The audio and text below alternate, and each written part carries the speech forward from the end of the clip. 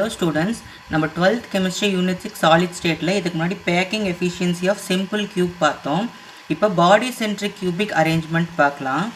இப்போ ஒரு simple cubic structure அப்படின்னா இப்படி தான் closed packing அரேஞ்ச் ஆயிருக்கும் நம்ம படிச்சோம். அதாவது இப்போ ஏன்னு ஒரு லேயர் இருக்குன்னா இந்த B லேயர் அந்த A லேயர் மேலேயே தான் அரேஞ்ச் ஆயிருக்கும் அப்படின்னு சொன்னோம். ஸோ ஏவும் பியும் ஈக்குவலாக தான் இருக்கும். அதே மாதிரி தான் அடுத்த லேயர் ஒன்று மேலே ஒன்று தான் ஒரே மாதிரி ஐடென்டிக்கலாக அரேஞ்ச் ஆகிருக்கும் அப்படின்னு பார்த்தோம். இப்போது பிசிசி ஸ்ட்ரக்சர் எடுத்துக்கிட்டோம் அப்படின்னா இதெல்லாம் பாருங்கள் எப்படி க்ளோஸாக பேக் ஆகிருக்கு. அந்த மாதிரி பிசிசி வந்து க்ளோஸ்டாக பேக் ஆகிருக்காது. இது ஏ லேயர் அப்படின்னு வச்சுக்கிட்டோம்னா இந்த பி லேயர் எப்படி அரேஞ்ச் ஆகிருக்கும் அப்படின்னா இந்த ரெண்டுக்கும் நடுவில் இருக்கு இல்லையா, இந்த கேப்பில் இப்படி அரேஞ்ச் ஆகிருக்கும். இதுவும் ஒன்றோட ஒன்று டச் ஆகாது, ஸ்ட்ரைட் லைனில் இப்படி அரேஞ்ச் ஆகிருக்கும். இது அடுத்த சி லேயர் பார்த்தீங்கன்னா இந்த ஏ எப்படி அரேஞ்ச் ஆகிருக்கு, அதே மாதிரி தான் அதுவும் அரேஞ்ச் ஆகிருக்கும்.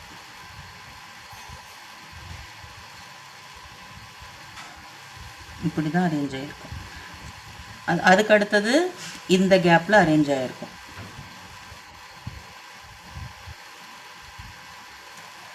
ஸோ பிசிசி ஸ்ட்ரக்சர் வந்து உங்களுக்கு இப்படி தான் அரேஞ்ச் ஆகிருக்கும்.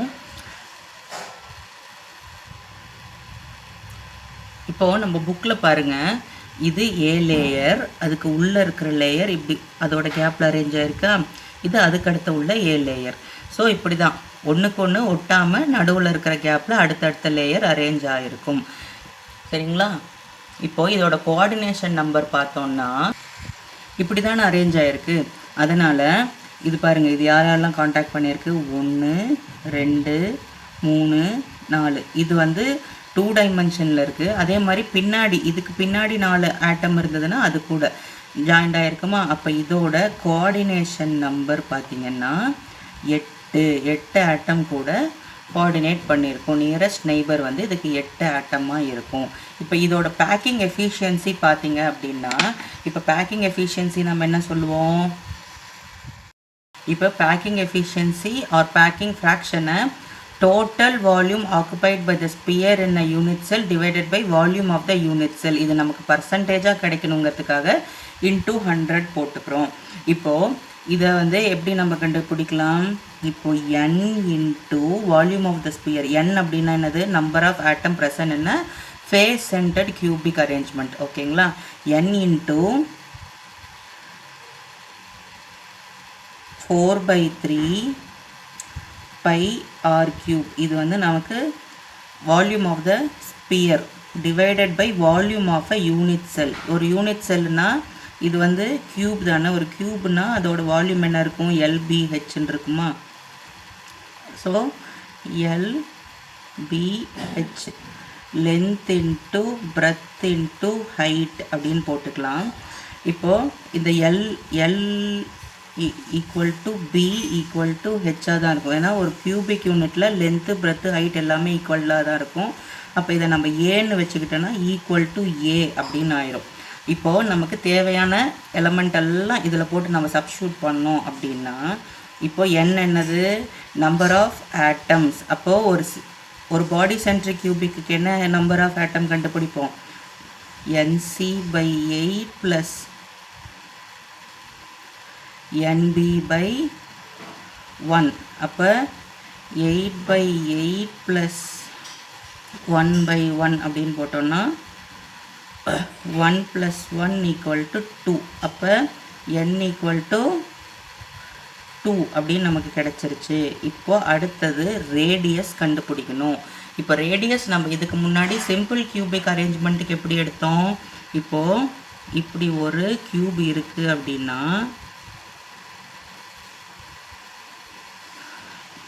இந்த டிஸ்டன்ஸும் இந்த டிஸ்டன்ஸும், அப்போ இது ஒரு ஆர் இது ஒரு ஆர், இது வந்து கம்ப்ளீட்டாக ஏன்னு வச்சுக்கிட்டோன்னா A = 2r. அப்போ R = A/2ன்னு கண்டுபிடிச்சோம்.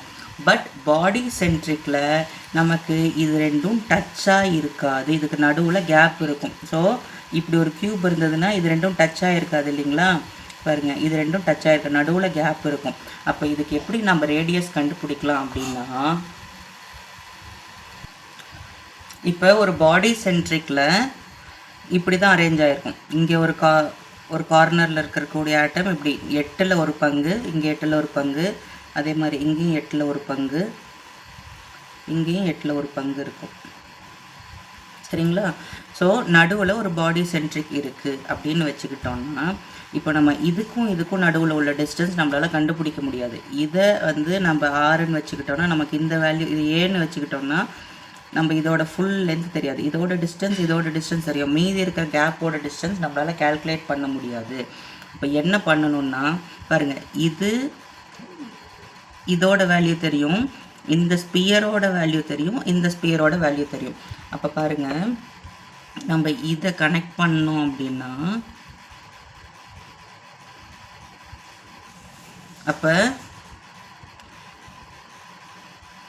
ABCG இது ஒரு ட்ரையாங்கிள் ஆச்சா? ACG ஒரு ட்ரையாங்கிளாக நமக்கு கிடைக்கும். ACG நமக்கு ஒரு ட்ரையாங்கிளாக கிடைக்கும்.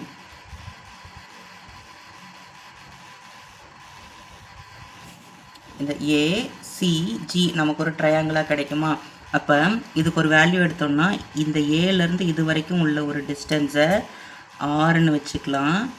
இது ஒரு ஹோல் ஸ்பியருங்கிறதுனால இதை வந்து 2 ஆர், இது ஒரு ஆர், இது ஒரு ஆர்னு வச்சுக்கலாம். இந்த டிஸ்டன்ஸை ஒரு ஆறுன்னு வச்சுக்கலாம். இப்போது இதோட டிஸ்டன்ஸ் ஏன்னும் இந்த டிஸ்டன்ஸ் ஏன்னும் ஒரு ஹைட்டை இதை ஏன்னு வச்சுக்கலாமா? அப்போது நமக்கு ஏபி வேல்யூ தெரியும், பிசி வேல்யூ தெரியும், சிஜியோட வேல்யூவும் ஏன்னு வச்சுக்கலாம். பட் நமக்கு இந்த ஏஜியோட வேல்யூ தெரியாது இல்லையா? இதெல்லாம் வச்சா நம்ம ரேடியஸ் கண்டுபிடிக்கலாம். சரிங்களா? அதுக்கு எப்படி கண்டுபிடிக்கலாம் அப்படின்னா, நம்ம வந்து 10th ஸ்டாண்டர்டில் பித்தாகரஸ் தியரம் படிச்சிருக்கோம் இல்லையா? அதை நம்ம இங்கே யூஸ் பண்ண போகிறோம். எப்படின்னா,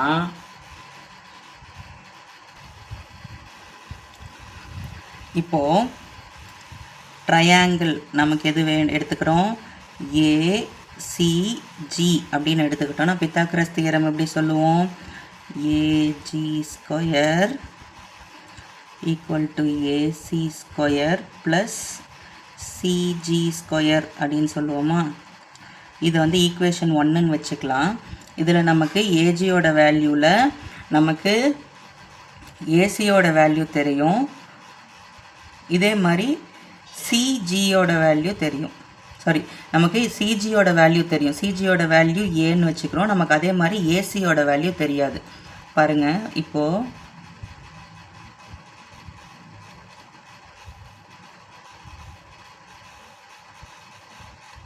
இப்படி ஒரு ட்ரையாங்கிள் இருக்குது.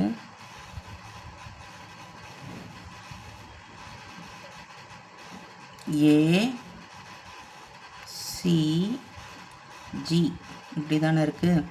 இப்போ நமக்கு சிஜியோட வேல்யூ மட்டும் ஏன்னு தெரியும், நமக்கு இந்த வேல்யூவும் தெரியாது, இந்த வேல்யூவும் தெரியாது. அப்போது நம்ம இதே ஒரு ட்ரையாங்கிள் ஏபிசி அப்படின்னு எடுத்துக்கிட்டோம்னா, இப்போ பாருங்கள், ஏபிசி ட்ரையாங்கிள் இந்த இடத்துல பார்த்திங்கன்னா ஏபிசி,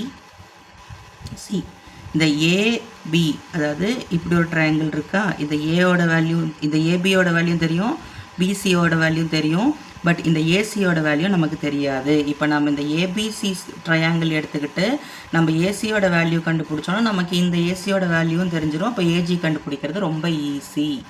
ஓகேங்களா? இப்போ அது எப்படி கண்டுபிடிக்கலான்னு பார்க்கலாம். இப்போது ட்ரையாங்கிள் ஏபிசின்னு எடுத்துக்கிட்டோம்னா, ஏபிசினா ட்ரையாங்கிள் ஏபிசிக்கு AC square equal to AB square plus BC square அப்படின்னு வருமா? அப்போது ஏசி ஸ்கொயர் ஈக்குவல் டு ஏபியோட வேல்யூ என்ன? ஏ ஸ்கொயர் ப்ளஸ் பிசியோட வேல்யூவும் நமக்கு ஏ ஸ்கொயர் தான், ஏ ஸ்கொயர்னு கிடச்சிச்சா?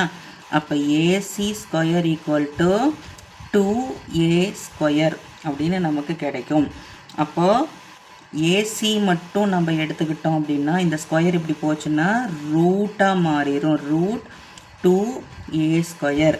அப்போது இந்த ஸ்கொயரும் இந்த ஏ ஸ்கொயரும் இந்த ஸ்கொயர் ரூட்டும் போயிடும். அப்போ நமக்கு எப்படி கிடைக்கும்? A c equal to root 2a அப்படின்னு கிடைக்கும். ஸோ ஏசியோட வேல்யூ நமக்கு கிடச்சிருச்சு. இதை வந்து ஈக்குவேஷன் 2ன்னு வச்சுக்கலாம். இந்த ஈக்குவேஷன் 2வை சப்ஸ்டியூட் இன் ஈக்குவேஷன் 1. ஓகேங்களா? இப்போ பாருங்கள்,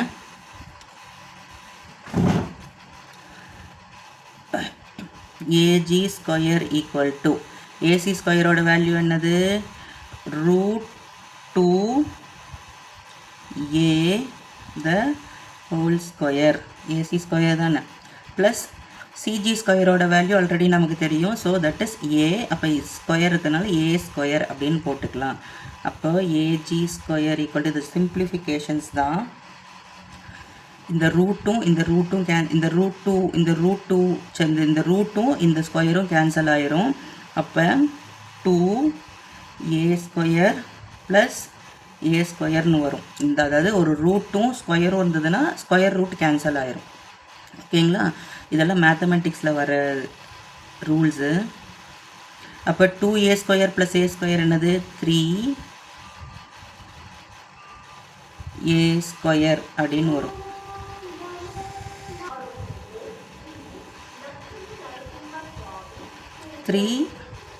a ஸ்கொயர் அப்படின்னு கிடைக்கும். அப்போ ஏஜியோட வேல்யூ ஈக்குவல் டு நமக்கு √3a அப்படின்னு கிடைக்கும். அப்போ நமக்கு ஏஜியோட வேல்யூ கிடச்சிருச்சு.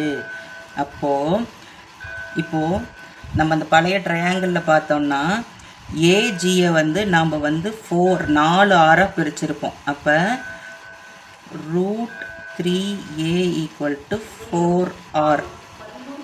சரிங்களா? அப்போ நமக்கு ஆரோட வேல்யூ என்னவா கிடைக்கும்? r ஈக்குவல் டு √3/4a அப்படின்னு கிடைக்கும். அப்போ நமக்கு ஆரோட வேல்யூ கிடைச்சிருச்சு. இந்த ஆரை கொண்டு போயிட்டு நம்ம அந்த volume of the sphere formula 4/3πr³ போட்டோம்ல, அதில் சப்ஸ்டியூட் பண்ணலாம். இப்போ பாருங்கள், இப்போ நமக்கு பேக்கிங் எஃபிஷியன்சிக்கு ஃபார்முலா என்னது? n × 4/3πr³ divided by volume of the sphere L × B × h. இப்போது n ஈக்குவல் டு இதில் என்ன கிடைச்சிருக்கு? நம்ம ஆல்ரெடி போட்டோமே nc/8 அப்படின்னலாம் போட்டோம்ல. அப்போ டோட்டல் நம்பர் ஆஃப் ஆட்டம் 2. பையோட வேல்யூ நமக்கு தெரியும் 3.14 இல்லைனா 22/7 அப்படின்ட்டு. ஆரோட வேல்யூ √3/4a. LBH வந்து நம்ம LBH ரெண்டுமே எல்லாமே ஈக்குவலாக இருக்கிறதுனால L equal to B equal to H equal to ஏன்னு எடுத்துக்கலாம். ஸோ இதெல்லாம் கொண்டு போயிட்டு நம்ம இதில் சப்ஸ்டியூட் பண்ணோம் அப்படின்னா nக்கு 2 × 4/3π, ஆரோட value √3/4a whole cube divided by a × ஏன்னு எடுத்துக்கிட்டோன்னா a³. இப்போது இதை சிம்பிளிஃபை பண்ணோம் அப்படின்னா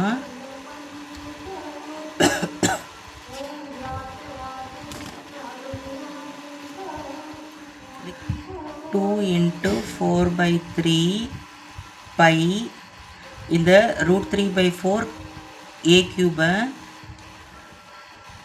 √3/4 × √3/4 a³ அப்படின்னு எடுத்துக்கலாமா? Divided by a³. இந்த a³ கேன்சல் ஆயிரும். இந்த 4 கேன்சல் ஆயிரும். இந்த 2வும் இங்கே கேன்சல் பண்ணால் 2 வரும். அப்போது நம்ம எழுதலாம் π/3 √3 × √3 வந்து √3³ வருமா? அப்போ √3³ எப்படி? √3³ √27 வரும். அப்போ 9 × 3 தானே நமக்கு. அப்போ இது எப்படி எழுதலாம்? √3 × 3ன்னு எழுதலாமா? √3 னா 9, 9 × 3 27. ஓகேங்களா? ஸோ இது எப்படி எழுதலாம்? π/3 இன்ட்டு 3√3. இது வந்து √3 இன்ட்டு 3 3√3ன்னு எழுதலாம். Divided by 4 2s are 8. இப்போது இதோட வேல்யூஸை நம்ம போட்டு சப்ஸ்டியூட் பண்ணோம் அப்படின்னா இந்த இடத்துல இந்த 3யும் கேன்சல் ஆயிரும். பை √3/8ன்னு வரும். இப்போ இதோட வேல்யூஸ் போட்டு நம்ம சப்ஸ்டியூட் பண்ணோம்னா √3யோட வேல்யூ 1.732ன்னு வரும். பையோட வேல்யூ 3.14. இங்கே எல்லாமே நம்ம ஃப்ராக்ஷனாக கொண்டு வரதுனால இன்ட்டு 100 போட்டுக்கணும். எல்லா இடத்துலையும் இன்ட்டு 100 போட்டுக்கணும். இன்ட்டு 100 ஓகேங்களா. இங்கேயும் இன்ட்டு 100, இங்கேயும் இன்ட்டு 100. அப்போ தான் நமக்கு வந்து பர்சன்டேஜ் கிடைக்கும். Divided by 8. அப்போ இதை கேன்சல் பண்ணோம் அப்படின்னா 12.5 கிடைக்கும்.